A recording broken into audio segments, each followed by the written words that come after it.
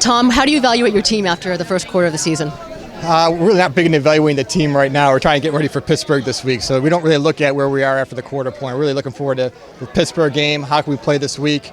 Who's healthy this week? Who's in what spots? That's what we're more concentrating on. Okay, how about this? The good and the bad so far after the first 4 weeks of the season. The good and the bad, 2-2, so it's at 50-50. Now our offense has moved the ball really well. Like total offense, we're fourth in the league, so we're moving the ball. Turnovers have hurt us, so that'd be the bad part. We got to cut those down. And defensively, they've held us in some games, but giving up a couple of big plays here and there, we got to slow that down. So, right now, if we can limit some turnovers and create some more, it'd help us out a lot because the defense is doing really well on third down. So that's where we are right now, 2-2. I know injuries are a part of the game. Last year, you guys saw so much with running back, with your centers. Are you even a little bit surprised what's been happening to you guys as far as your offensive line? Surprised, no. I mean, everybody has injuries, and they usually hit one spot. Usually offensive line is not the spot that gets hit as much. It's usually the most durable group of everybody, but it is what it is. And the good thing is the guys that stepped in to play, like Kenny Wiggins stepped in the left guard, played really well last week.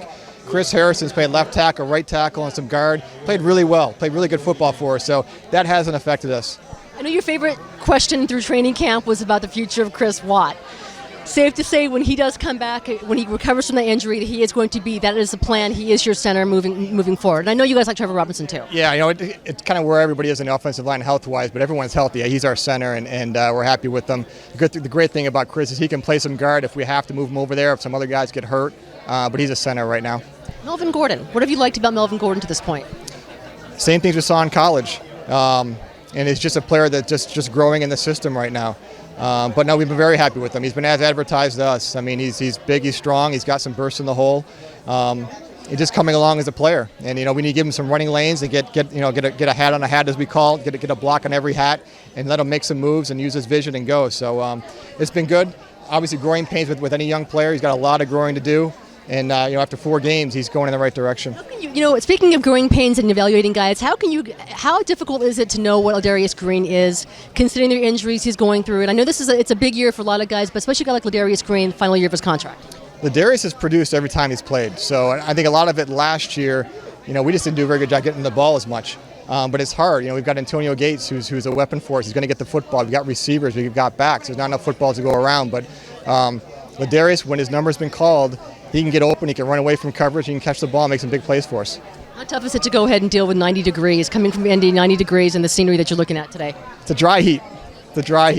I don't mind the heat. No, it's been good. It's nice to practice in for us. But we don't mind it at all. This has become a terrific annual event. I think the third time you've been here. The of hope. Take it away, Tom. And it's a great event. It always has been. We're here to support the HD Foundation. We're also here to support Bill Johnson, who's our PR director, and HD affects his family, and Bill's a huge part of our family. We couldn't survive without him at Charger Park, so we're here to support him as well. And the event they put on here, I mean, it's a big time event. Great house they're having from the Irving family, so we're very excited to be here.